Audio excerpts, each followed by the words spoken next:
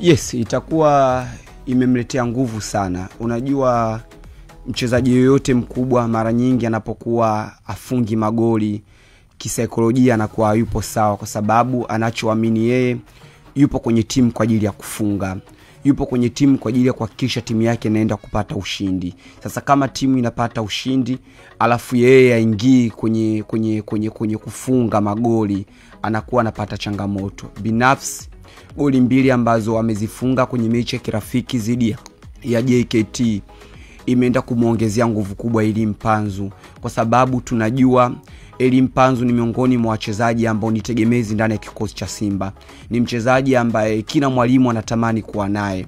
Ni mchezaji ambaye kama akiwa fiti kimwili na kiakili, unakuwa una uhakika kupata magoli, kwa sababu ana uwezo wa kufunga, ana uwezo wa kutoa pasi, ana uwezo wa kuipangua back four ya timu pinzani, ana uwezo wa kufanya kila kitu kwenye ubora wa hali ya juu.